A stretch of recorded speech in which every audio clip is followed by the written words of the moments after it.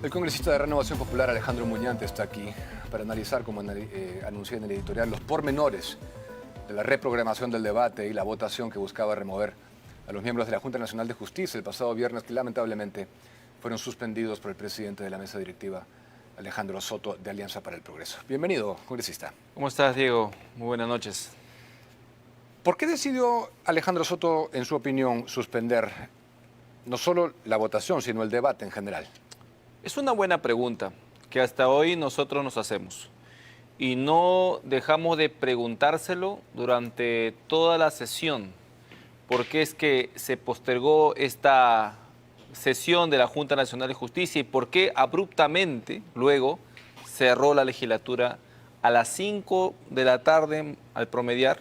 ¿No es cierto? Cuando se suponía que habían muchísimas leyes, muchísimas iniciativas que tratar, que estaban ahí esperando en la cola y que además incluso varios congresistas estaban pidiendo porque estaban incluso pasando una hoja que nosotros conocemos como un acta virtual en donde se prioriza un tema sobre otro, de tal manera que habían varios pedidos todavía que se habían solicitado y ninguno de ellos fue atendido porque el señor Soto decidió de manera unilateral, así como decidió no darle lugar a la sesión de la Junta Nacional de Justicia, cerrar la legislatura, ¿no? Entonces, obviamente para nosotros esto ha sido claramente, yo no sé si llamar un contubernio, pero definitivamente ha sido un acto contrario a los intereses del país. Pero con el terremoto y la hora de inmenso dramatismo que vive la Fiscalía de la Nación, el Ministerio Público y la justicia en general de nuestro país, dudo que haya habido algún otro tema que pudiera resultar más urgente para el país en este momento. Exactamente, ¿no? Y mientras, ahora, lo que tenemos que evidenciar es que los pormenores, como bien tú dices, y es que en el momento en que el señor Soto, de manera unilateral, decidió pasar al siguiente tema, luego que unilateralmente decide postergar la sesión, el almirante Montoya, mi persona y otros colegas de la bancada, pedimos la palabra, como corresponde a nuestro derecho como parlamentarios, de tener que expresar algo con respecto a la decisión del señor Soto, o incluso la posibilidad de plantear una cuestión de orden para que sea el Pleno del Congreso como máxima instancia deliberativa del Congreso, ¿no es cierto? Y decidan los congresistas si es que postergábamos la sesión o en ese momento resolvíamos el tema de la Junta Nacional de Justicia, pero no se nos dio la palabra, Diego. No se nos dio la palabra. El almirante habla, ¿no es cierto? Cuando él le toca hablar, ya estábamos en el siguiente tema. Y eso hizo que el señor Soto le cortara el micro y a mí también me lo cortara cuando pedí la interrupción de un colega congresista. Ahora, es debatible que tenga la facultad de hacer lo que ha hecho Soto, ¿no? Porque él está extendiendo una consideración a los 7 miembros de la Junta que ellos no tuvieron con Patricia Benavides en un proceso sumario para destituirla. No, mira, a ver, yo estuve en la mesa directiva el año pasado y cuando nos tocaba tomar decisiones de esta naturaleza, normalmente se acude a la Junta de Portavoces. Son los portavoces los que previamente deciden esta cuestión. Y siendo un tema bastante, digamos, importante, ¿no? O sea, yo no creo que en la agenda había algo más importante que esto.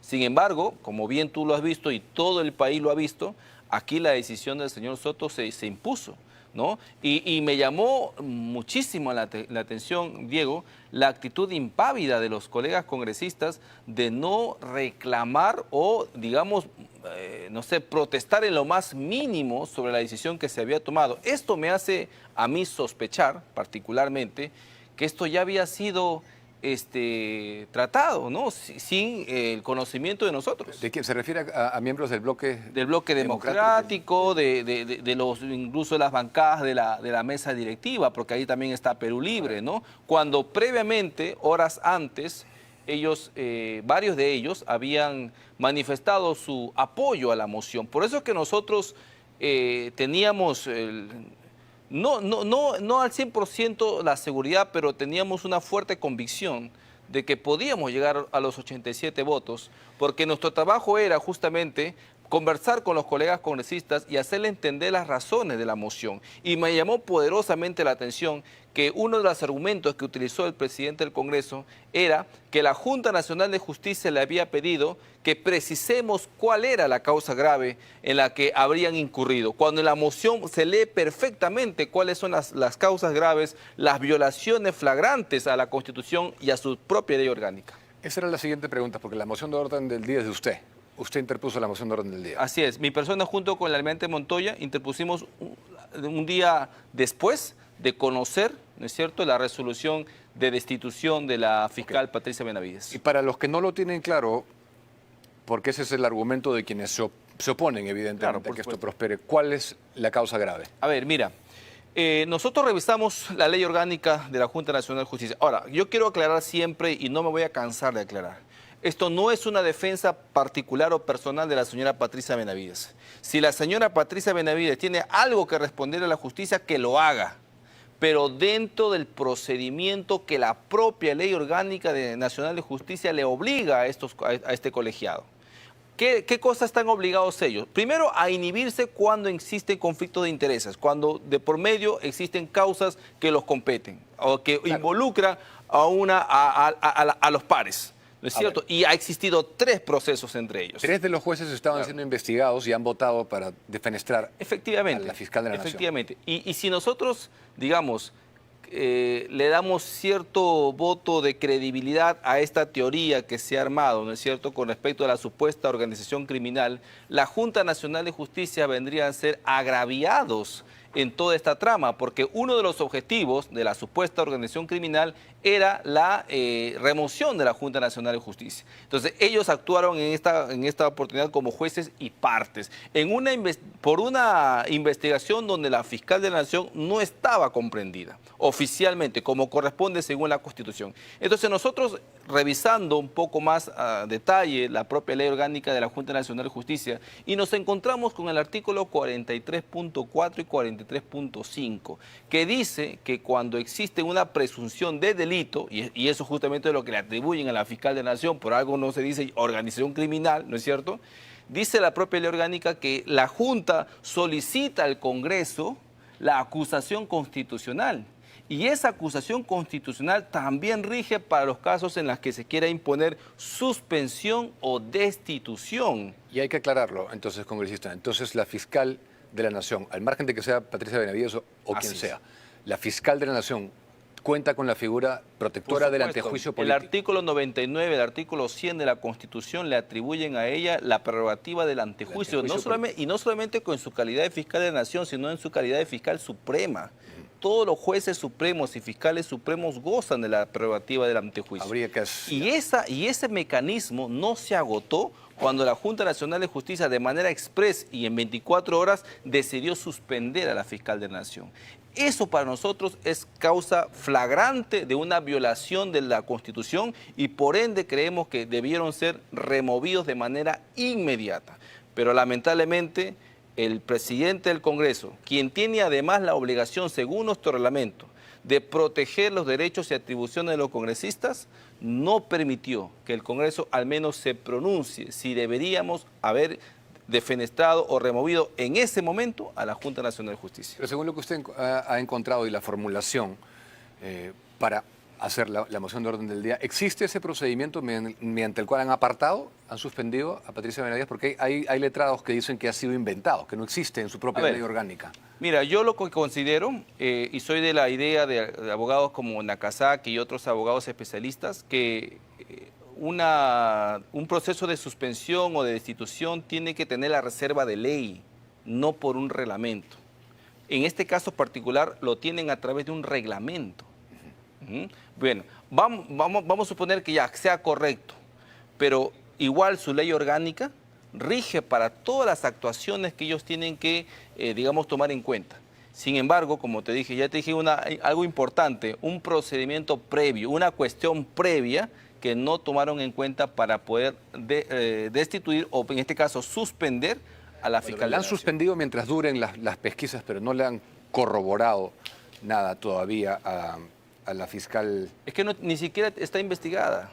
O sea, ni siquiera estamos hablando de una investigación propiamente dicha, porque no está comprendida en una carpeta fiscal. Y la pregunta sería, ¿quién la podría investigar en estos momentos? Si los dos únicos fiscales supremos que la acompañan adelantaron opinión cuando le pidieron su renuncia. Bastante extraño que después nos digan que... O sea, yo creo que esta suspensión, ¿no es cierto?, es prácticamente mandarla a la congeladora, porque no va a haber quien la investigue después. Sí. Ahora quiero hablar de lo que se va a seguir, porque había cuenta de que Alejandro Soto ha hecho lo que ha hecho y ha anulado toda la posibilidad de votar y de debatir. Existe ya otra ruta que se ha formado, pero tengo que ir a la primera pausa comercial. No.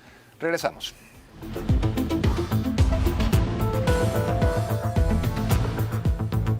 Volvió la vía navideña a Plaza Norte y Mall del Sur.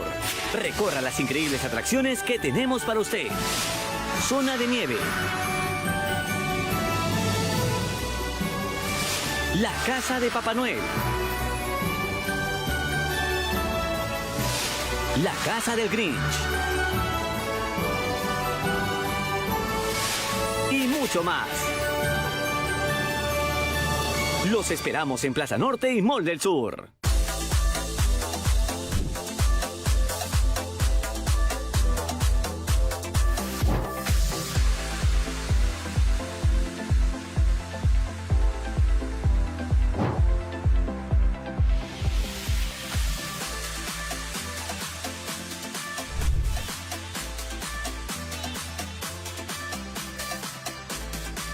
Todo lo que buscas en comida lo encuentras aquí, en Mall del Sur.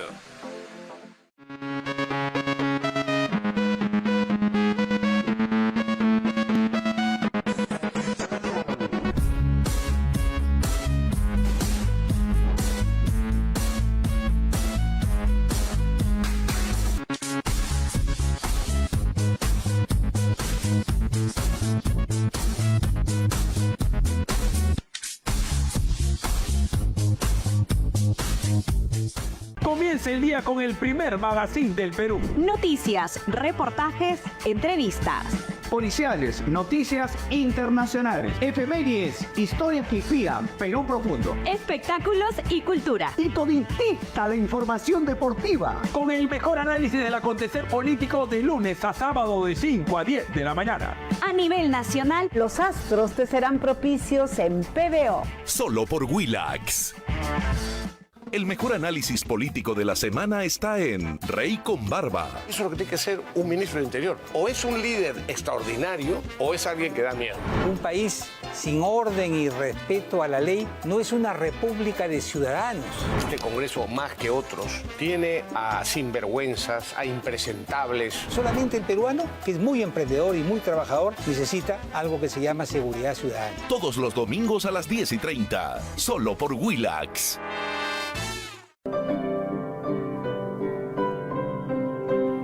Este domingo en Noche de Luna. Un programa extraordinario. Este domingo a las 11:30. Noche de Luna, solo por Willax. Feliz Navidad. Disfruta la programación de Willax en señal abierta, en el 1.1 y en 431 puntos de transmisión a nivel nacional. Willax está en todas partes.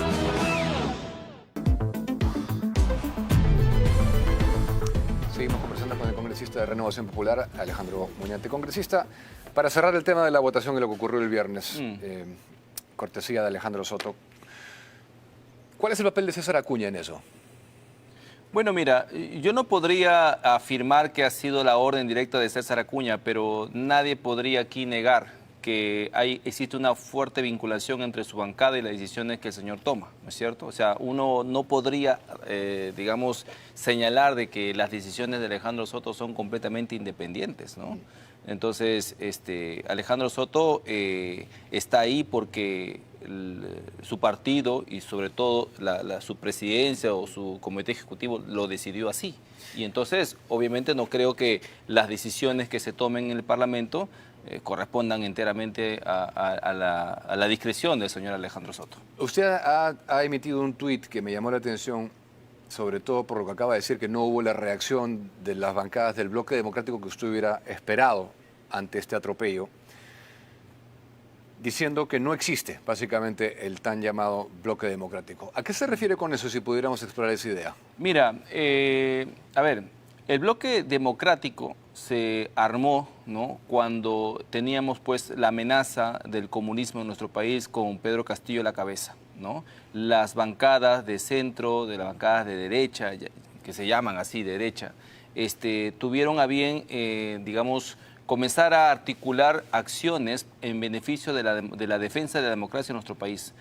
Ya con Castillo fuera, ¿no es cierto?, estas bancadas, cada una ya se ha ido, digamos, por sus propios caminos y no hay en sí una articulación que existía antes. La prueba de esto es la elección de la mesa directiva, ¿es cierto? Incluso Renovación Popular participaba de las reuniones previas, pero de pronto apareció una lista en la cual no contó con nuestra participación ni con nuestro conocimiento, y esa es la lista justamente la que comanda Alejandro Soto, ¿no? Y ahora, con esta decisión de remover a la Junta Nacional de Justicia, la actitud, digamos, inerte de muchos de los congresistas del bloque democrático me hace suponer que estos acuerdos tampoco contaron en esta oportunidad con el conocimiento de Renovación Popular. Una de las cosas que ha generado un gran malestar, sobre todo en quienes han votado o apoyan al sector de derecha, llámese conservador, liberal, es la no devolución de los bonos que venía de la mesa directiva. Fueron 9.900 y ahora 1.700 por el concepto de aguinaldo. Lo traigo a colación porque sé que usted sí lo devolvió y dejó la constancia. ¿No le parece que todos los que se llaman de derecha, justamente porque creen en no disponer innecesariamente del dinero del contribuyente y achicar el tamaño del Estado y pregonan responsabilidad fiscal, debieron hacer lo mismo? Bueno, mira, yo creo que hay que ser consecuentes con lo que uno predica. Si uno cree que, como bien tú dices, se debe reducir el Estado, uno también tiene que pensar en que esa reducción también tiene que ver con los privilegios que uno recibe. Entonces, no puede haber un divorcio entre la clase política y la población. Uno no puede simplemente desatenderse de las necesidades de la gente y pensar de que esto le corresponde por derecho. La bonificación o los aguinaldos o las tarjetas navideñas no nos corresponden por derecho, porque no está dentro de la directiva o de la normativa que regula nuestras remuneraciones. Todo aquello que sea fuera de lo que debemos percibir por ley debería ser rechazado por los congresistas o por cualquier político en este país. Yo creo que por ahí tenemos que empezar, por dar el ejemplo en nuestro discurso. Me comentaba que usted piensa sortear el aguinaldo navideño. Bueno, sí, hay ollitas comunes a las cuales voy a ser partícipe de este aguinaldo, porque considero que estamos en una situación bastante trágica económicamente y creo yo que se necesitan gestos en política y debemos empezar por lo más mínimo, ¿no? Digamos, poniendo a disposición esos privilegios que nosotros tenemos. Era una oportunidad perfecta para que se hiciera un gesto con la gente y se devolviera ese dinero. Ahora, volviendo un poco al tema de la Junta en el Congreso, se va a retomar la investigación que fue cancelada la vez pasada por el Poder Judicial mediante una medida cautelar. Pero, ¿por qué no va a pasar lo mismo esta vez? De nuevo le van a otorgar una cautelar y frenarlo. Mira, yo creo que la aprobación y con el perdón de los autores de la moción que comandó el congresista Esdras y otros congresistas que después se adhirieron, creo que esta moción que acaban de aprobar... ¿La reconsideración habla usted? Sí, se aprobó la reconsideración y luego se aprobó la moción en sí, ¿no? O sea, pero para que empiece todavía desde marzo, ¿no es cierto? Yo considero que esta moción que se ha aprobado es un obstáculo directo a la moción que hemos presentado con el congresista Montoya, porque casi versa sobre los mismos hechos, la no inhibición de los 3 magistrados que participaron en la destitución o en la suspensión de la señora Patricia Benavides. Entonces, cualquier abogado diría que no puede haber dos investigaciones por el mismo hecho o 2 posibles sanciones por el mismo hecho. De tal manera que van a esperar que todavía se termine la investigación de los 10 días, que podría después ampliarse como sucedió con la primera moción, y luego cuando esté a punto de pasar el pleno, estoy 100% seguro que vendrá una medida cautelar y frenará esa decisión. Entonces, los hechos que van a ser frenados serán casi los mismos que sustentan nuestra moción, de tal manera que nuestra moción perdería completamente toda fuerza y todo vigor para poder luego ser votado en el Congreso. Prácticamente, estimado Diego, anularon la moción que hemos presentado. Y eso es lo que a mí realmente me causa estupor, me causa impotencia de no poder hacer valer la Constitución política del Perú por estos acuerdos que uno no sabe en qué momento han llegado. Si uno, me imagino que probablemente ya hayan ingresado una nueva cautelar los miembros de la Junta, porque esto ha sido el viernes. Es posible. Han podido hacerlo ayer inclusive. Así es. Esta Ahora, semana. me sorprende también, Diego, que la solicitud de reprogramación ingresara cerca de las 1:40 de la tarde. O sea, menos de 2 horas de iniciar el pleno por la tarde. Sí. ¿Esto qué significa? Que esto ya estaba... O sea, que todo ya estaba programado para que se dé esta suspensión, ¿no? Que a todos, bueno, no sé si a todos, pero a nosotros, al menos en Renovación Popular, nos sorprendió que se diga que se va a respetar el derecho a la defensa de estas personas cuando eso ya estaba plenamente garantizado. La moción se presentó una semana antes, luego el miércoles se aprueba y el viernes se le cita a los miembros de la Junta Nacional de Justicia. Es decir, le dimos el tiempo que ellos no le dieron a la fiscal de la Nación.